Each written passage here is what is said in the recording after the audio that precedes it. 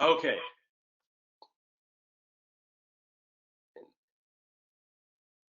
Okay. Can we hear me now? Yes, fantastic. Perfect. Finally.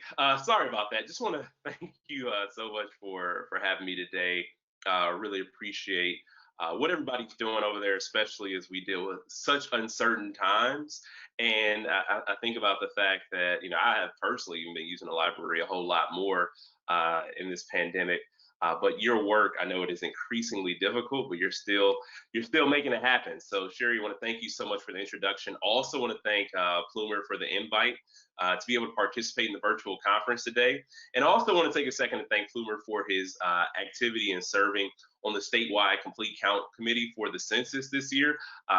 It was an extremely difficult undertaking with changing sets of circumstances almost by the day. There was so much uncertainty, but we got the work done. And I just want to just give a special shout out to him for serving on the complete count committee. It was a great time with a great group of people. And I'm incredibly honored to be sharing this space with Wisconsin's librarians and staff, the people who wake up every day with the one goal of serving people on their mind. And I had a chance to join the Library Association back in February for the annual Legislative Advocacy Day, and I had a chance to speak with library staff at the start of the pandemic as well.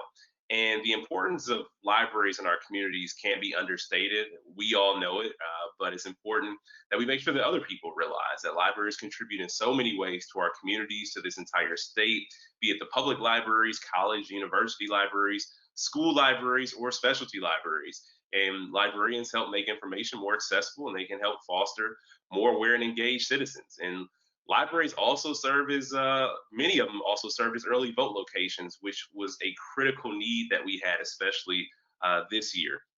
And so understanding that the jobs of librarians have always been hard, but they've become even harder due to the pandemic, like I stated earlier. And we've all had to deliver or had to adapt, but you all have had to especially adapt in delivering services safely to your patrons, whether it was shifting to regular programming online or developing innovative and safe and pickup delivery services, or the grab and go activities to keep children and adults who are learning and working from home.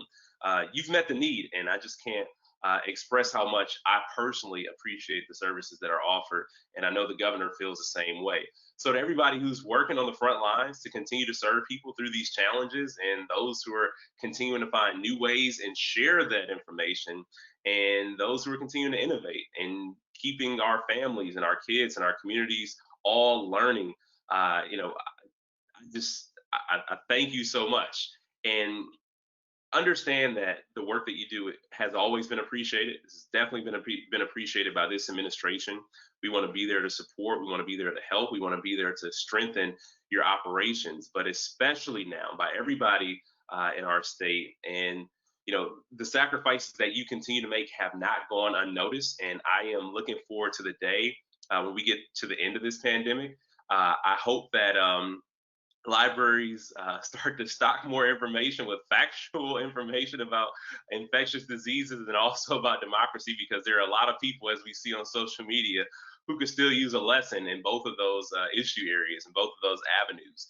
But well, that is serious. But on a serious note, let's do everything that we can do, and always know that you can rely on us.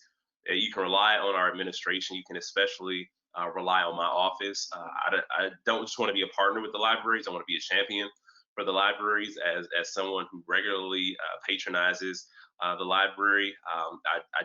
On a personal note, I appreciate you, but especially coming from this vantage point, coming from the position of lieutenant governor, because you don't always get thanked for the hard work, or you don't always get recognized for continuing to meet the needs and continuing to meet the challenges, however they may arise. So, for me personally, and me from an official standpoint, I just want to say thanks. And I am looking forward to the day when we can have these sort of events in person again.